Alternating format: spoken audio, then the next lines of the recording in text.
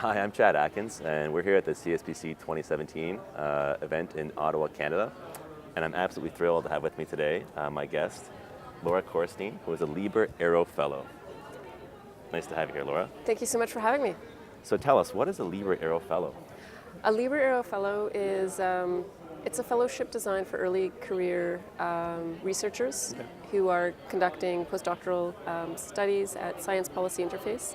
So part of the process, you put together a collaborative team of academic mentors, non-governmental organizations, government policymakers, and you think about the research in a way of how are we going to apply it, who's going to apply it, what are the high impact points in terms of making a difference for Canadian conservation.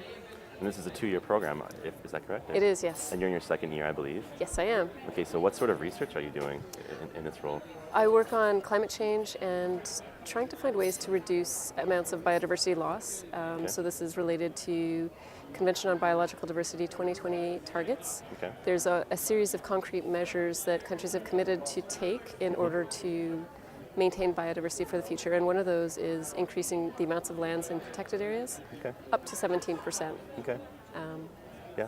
Is this a long process then? Is this like something that it's a 2-year program, so I mean, are you putting plans in place now that will be kind of working themselves out over time, or is that sort of the goal here?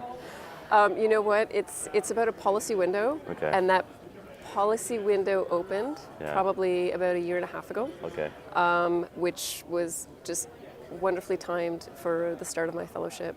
So right now Canada is bumping up its assessments and implementation of protected areas in Canada.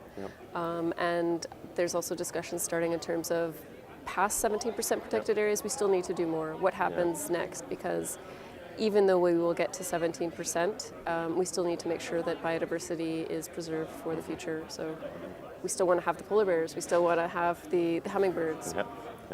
So I assume you come from an academic research background. Yes. Has this Libra Aero program opened up your eyes to a new world in a sense, in terms of outside of the academic world, and now you're seeing things a little differently? Is that fair to say? I think my eyes opened a little bit earlier. You know, and that's why I became so interested in the Libra Aero Fellowship. So when I started as a PhD student, my oldest son would say to me every day, "How many animals did you save today?" And every day I would talk about reading papers, writing papers, collecting data, studying the data, and he was unhappy with my answers. And then one day, and this is 2 years into my PhD, he said, "Well, when are you going to start saving the animals?"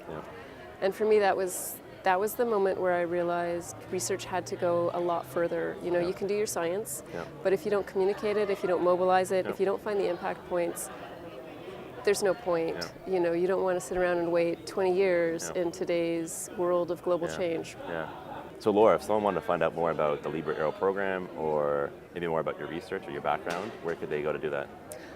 You can find out more about the program at the Libra Aero Fellowship website, and also by contacting previous Libra Aero Fellows and current Libra Aero Fellows.